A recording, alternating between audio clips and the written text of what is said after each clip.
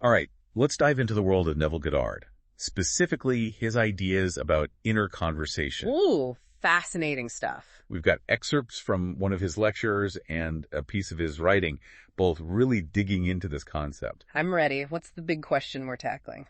Could our mental chatter, the stuff we tell ourselves constantly, actually be shaping our reality? It's a mind bender, that's for sure.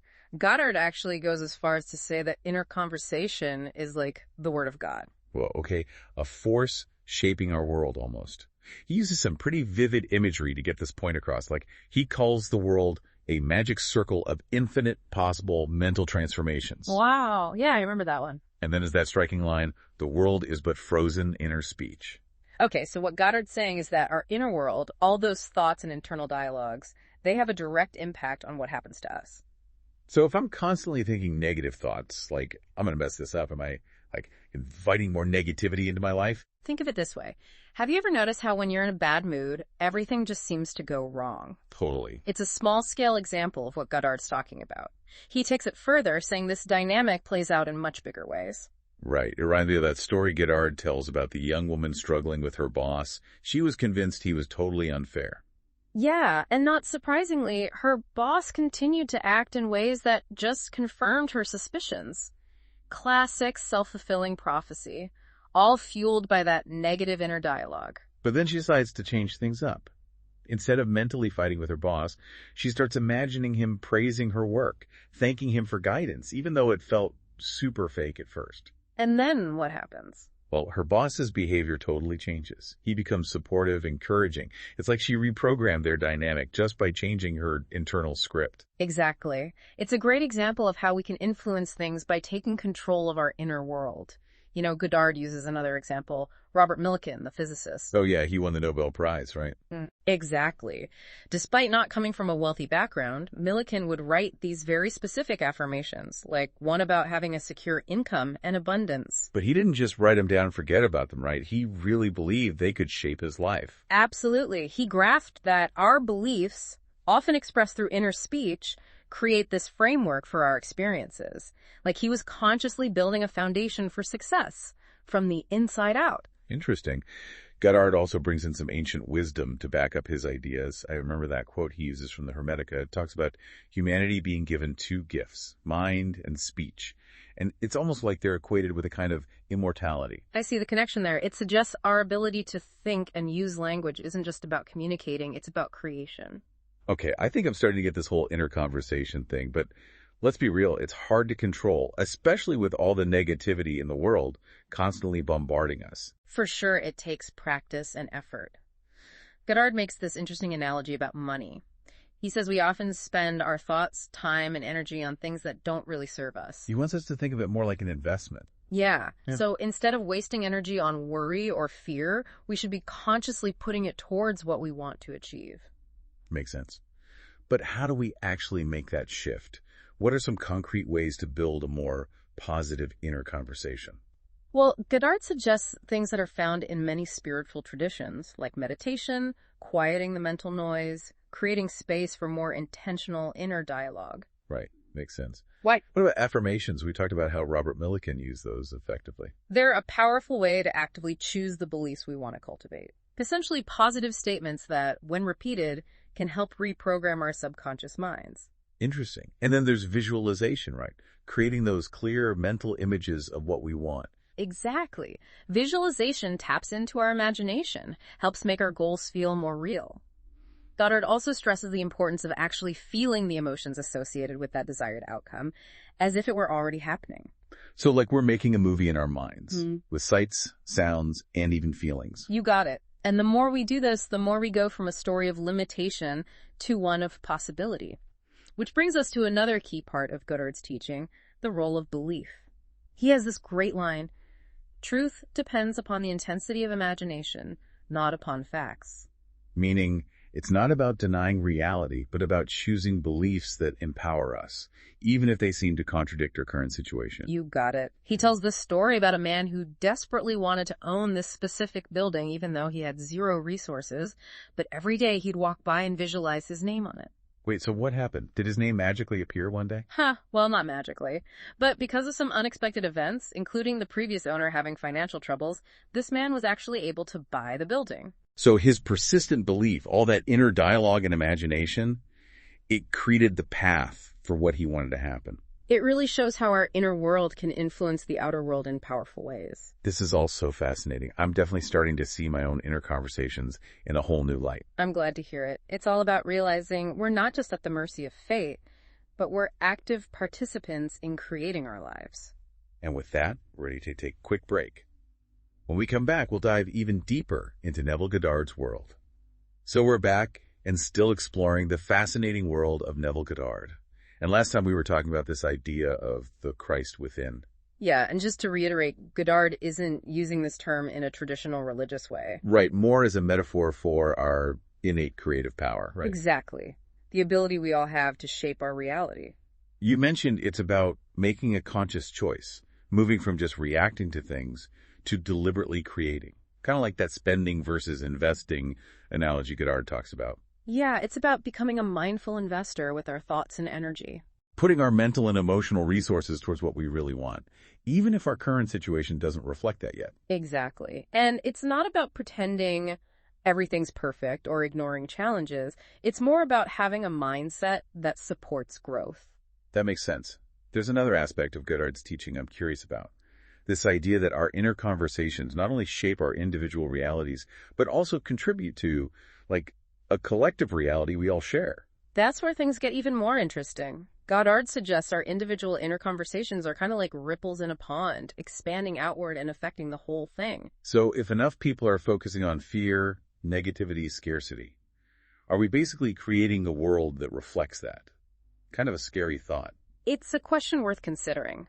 If our thoughts and beliefs can shape our own lives, it's not a huge leap to think they might influence the world on a larger scale. It's both empowering and a bit daunting, right? Yeah. We have a responsibility, not just for our own inner world, but for the collective consciousness. It definitely raises some deep questions. If we're all interconnected, choosing to cultivate positive inner conversations becomes even more crucial. Right. It's not just about our own well-being, but contributing to a better world for everyone. Exactly. It makes me think of the butterfly effect, Yeah. One small action can lead to huge, unexpected consequences. So if you apply that to our thoughts and beliefs, it really highlights how impactful our inner conversations can be. It's a great comparison. Even tiny shifts in our individual consciousness can create these ripples that extend far beyond ourselves. Okay, so we've talked about how our inner conversations shape our realities, both individually and collectively, and how tapping into this Christ within helps us become more conscious creators. But how do we actually put this into practice? Right. It's one thing to understand it intellectually, but actually living it takes effort and practice. Goddard talks a lot about feeling and using our senses to shape our inner conversations. It's not just thinking positive thoughts, but embodying the feeling of what we want. Absolutely. He emphasizes how powerful our senses are: sight, sound, touch, even taste and smell. He wants us to use them all when we're visualizing to create these detailed mental scenes. Almost like creating our own virtual reality. Exactly. And by doing this consistently, we begin to close the gap between our inner world and our outer experience. Like we're sending a blueprint to the universe for what we want to create. This reminds me of what Goddard said. Truth depends upon the intensity of imagination, not upon facts. It's not about ignoring reality. It's about choosing empowering beliefs and feelings. That's it. Our feelings and beliefs act like magnets, drawing to us experiences that match their frequency. So if we constantly dwell on negativity, we're more likely to attract negative experiences. That's the downside. But the good news is we have the power to choose differently, to focus on positive thoughts and emotions, to cultivate inner conversations that match what we want, and to really embody those feelings. And by doing that, we change our energy, our vibration, and start attracting things that reflect our new internal state. Exactly. That's the core of Goddard's teaching. We're not just victims of circumstance, we're creators with the ability to shape our reality through our minds and feelings. Reclaiming our power as conscious creators, it's such a liberating concept. It really is. It takes us back to the question we started with. Could our private thoughts be building the world around us? After exploring Goddard's ideas, I'm definitely leaning toward a yes. Our thoughts and beliefs are powerful forces shaping our experience. And the more aware we become of this power, the more we can use it intentionally.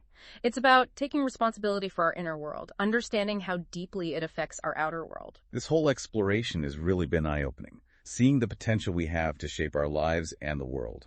And this is just the beginning. There's so much more to uncover in Goddard's work. But for now, let's pause and consider what we've learned and how we can apply it. That's a great idea. We'll continue our deep dive into the world of Neville Goddard in the next part, where we'll get into even more nuanced and thought-provoking ideas. All right, welcome back to our exploration of Neville Goddard. We've been really digging into his ideas about inner conversation. Yeah, how it shapes our reality, both individually and for all of us. And we touched on this concept of the Christ within, that creative power we all have. Right, and how we can tap into it by shifting from just reacting to things to consciously creating. We also talk about how our senses can really make those inner conversations stronger. Right, making those desired outcomes feel more real and achievable. Like we were saying, it's about bringing our visualizations to life. Engaging all of them, sight, sound, touch, even taste and smell. Exactly, to really paint a vivid picture in our minds. And then stepping right into that scene. It's like we're creating our own world. And when we do this consistently, we start to bridge the gap between what's happening inside us and our outer experience. It's like sending that signal out to the universe saying, this is what I'm creating. This is what I'm aligning with. Exactly. And remember, it's not about ignoring what's happening now or pretending challenges don't exist.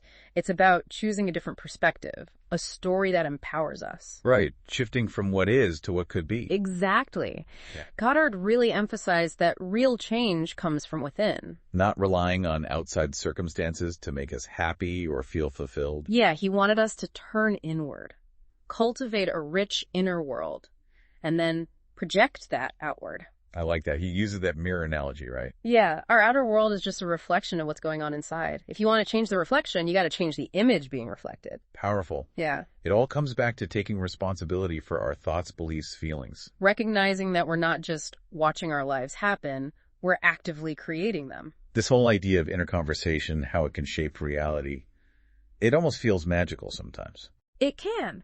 But Goddard was really clear, this isn't about magic or wishful thinking.